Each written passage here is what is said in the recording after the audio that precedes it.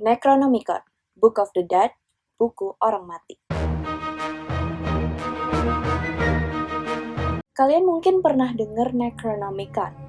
Kata ini tuh sering keluar dalam cerita-cerita fiksi. Asalnya dibuat oleh H.P. Lovecraft. Karya-karya dari H.P. Lovecraft ini memang mempengaruhi banyak banget orang, dan kita pun masih bisa melihat pengaruhnya sampai hari ini. Tidak hanya dalam genre horor kosmik, tapi juga dalam semua jenis fiksi aneh. Salah satu idenya yang paling universal adalah Necronomicon, yaitu grimoire fiksi yang menampilkan semua jenis ritual gelap, ilmu sihir, dan ilmu-ilmu aneh lainnya. Dalam mitologi Lovecraft, Necronomicon awalnya berjudul Kitab Al-Azif, ditulis pada awal abad ke-8 oleh Abdul Al-Hazred. Dia adalah seorang penyair di istana kecil di kota Sanaa. Dia menyembah Yog-Sothoth dan Cthulhu. Entah kenapa, tanpa alasan yang jelas, dia meninggalkan kota itu dan menghabiskan 10 tahun berkeliaran di gurun yang luas. Selama 10 tahun ini dia mengunjungi banyak tempat seperti Irim, Kota Pilar, Katakombe Mesir, dan kuil Nak and Yap di Gurun Merah. Dia kemudian menghabiskan sisa hidupnya di Damaskus atau Suriah masa kini. Sebelum menghilang secara misterius tahun 738, dia menulis Necronomicon atau Al-Azif. Jangan salah, Necronomicon itu murni fiksi, not real, tidak nyata.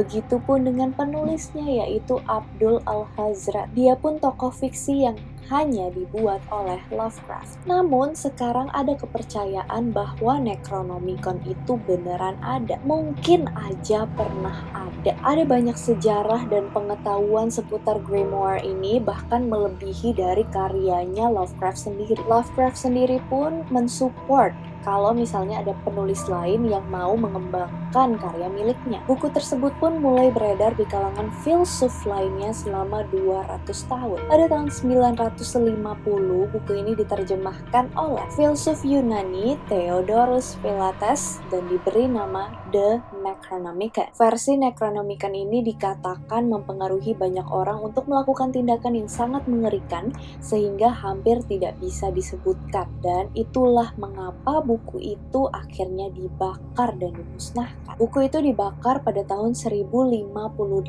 oleh patriot Konstantinopel. Setelah itu, buku itu tidak banyak dibicarakan oleh orang. Kalaupun diomongin, itu pun secara diam-diam, secara rahasia, karena takut kalau kedengeran nanti mereka ditangkap atau diapa-apain. Pokoknya buku itu tuh buku terlarang deh. Kemudian buku itu diterjemahkan dari bahasa Yunani ke bahasa Latin oleh sarjana Denmark pada tahun 1228.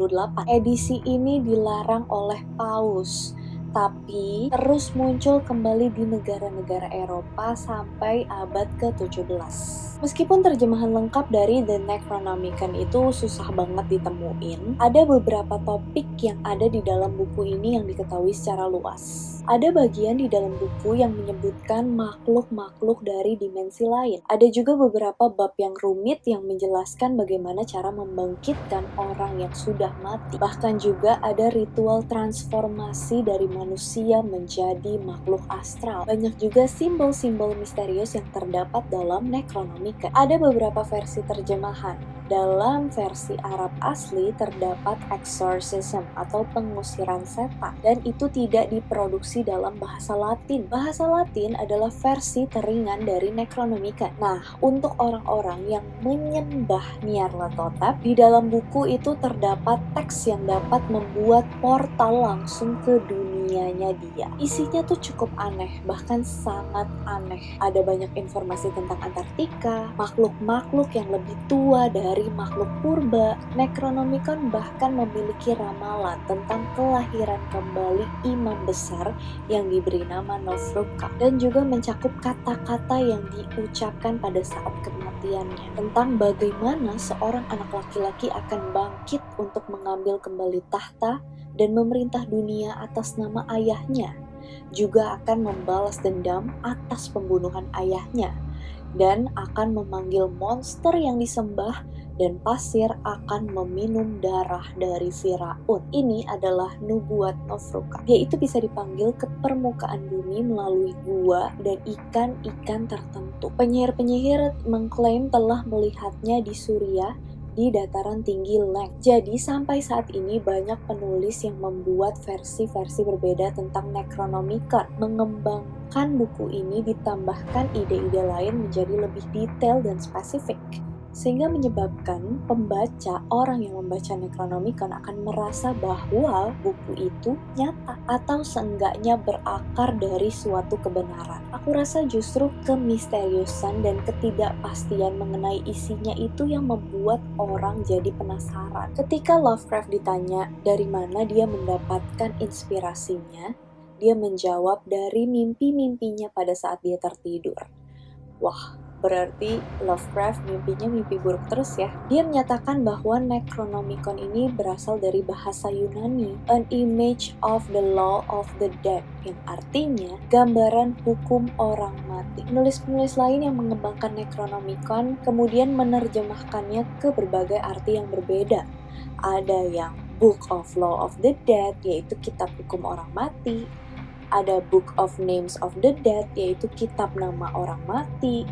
Ada Book of Dead Names, kitab nama yang mati. Jadi melenceng jauh ya. Jadi yang bisa disimpulkan di sini adalah Necronomicon itu dibuat untuk memuat informasi tentang orang yang sudah mati dan hukum yang mengelilingi mereka. Ini sangat mirip dengan praktik magic necromancy, tidak hanya dari segi artian tapi juga dari segi nama. Dengan betapa misteriusnya Necronomicon tersebut, pada tahun 1927 Lovecraft membuat sebuah karya pendek berjudul The History of Necronomicon yang tidak dipublikasikan sampai hari kematiannya. Buku yang awalnya disebut Al-Azif itu didefinisikan sebagai suara malam hari yang seharusnya adalah lolongan setan. Buku ini gelap dan jahat. Lovecraft mengatakan bahwa hanya ada 5 salinan dari buku asli yang disimpan oleh 5 institusi di seluruh dunia. British History Museum di London, the Bibliothèque Nationale de France, the Widener Library of Harvard University di Cambridge, Massachusetts, the University of Buenos Aires di Argentina, dan yang terakhir berada di kota fiksi Lovecraft, Arco, Massachusetts di Miskatonic University. Sebenarnya pasti banyak salinan yang ada, yang beredar, tapi salinan ini ya sekedar salinan copy. Kita nggak tahu seberapa otentik isinya. Kalaupun ada yang benar-benar otentik, salinan ini berada di tangan perorangan, jadi tidak mudah maupun murah untuk didapatkan. Buku itu penuh dengan simbol dan pengetahuan misterius yang kita tidak ketahui. Isinya berkisar dari cerita hingga ritual hingga sains aneh. Dalam cerita The Thing on the Doorstep atau benda di depan pintu, buku tersebut berisi rumus untuk mentransfer kesadaran orang. Ada beberapa ritual yang bisa memanggil dewa dan segala macam makhluk yang dibuat dalam mitologi Lovecraft. Nanti kita akan bahas ya makhluk-makhluk dari Lovecraft next time. Nah, buku ini juga diyakini bisa membunuh siapa saja yang membaca. Di dalamnya juga menjelaskan bahwa bumi zaman dulu mungkin saja dihuni oleh makhluk-makhluk aneh yang gak bisa kita bayangkan sebelumnya, sebelum akhirnya kemudian dihuni oleh manusia. Meskipun Lovecraft berkali-kali menyebutkan buku itu, Necronomicon, dalam ceritanya, dia gak benar-benar deskripsiin seperti apa bentuk buku itu atau seperti apa isinya. Jadi itu cukup misterius. Satu-satunya hal yang benar-benar diketahui adalah buku ini adalah buku kulit yang dililit dengan logam. Terkadang judulnya itu sengaja nggak ada, biar tetap hidden, tersembunyi. Banyak orang yang terobsesi dan percaya bahwa buku itu real, nyata, membuat banyak hoax tentang Necronomicon selama bertahun-tahun. Lovecraft pun sering mendapatkan surat pertanyaan dari fans yang menanyakan apakah buku itu nyata, apakah buku itu real, dan dia selalu menjawab dengan enggak, itu fiksi. Tapi tetap aja hal ini enggak menghentikan pihak-pihak yang tidak bertanggung jawab untuk menjual The Necronomicon di toko-toko buku. Seiring obsesi terus berkembang, pada tahun 1970, sebuah buku dengan nama Necronomicon diterbitkan oleh seorang penulis yang bernama Simon dan dijuluki Simon Necronomicon. Dan isi buku itu tuh sebenarnya nggak terkait sama sekali dengan karya Lovecraft. Malah buku itu berdasarkan mitologi Sumeria. Ini tentu saja mengaburkan garis antara fiksi dengan kenyataan. Dan buku ini terjual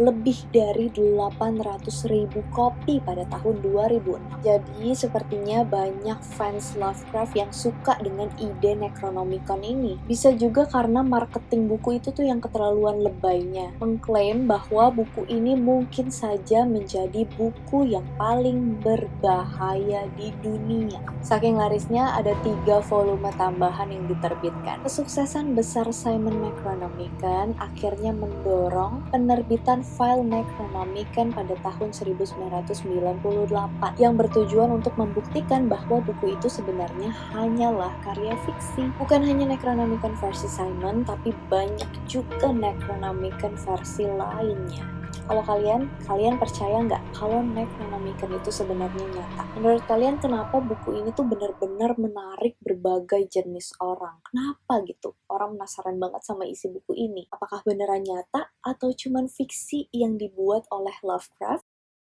Well, that's all for today. Thank you so much for watching. Hope you guys like it and see you on my next video. Bye!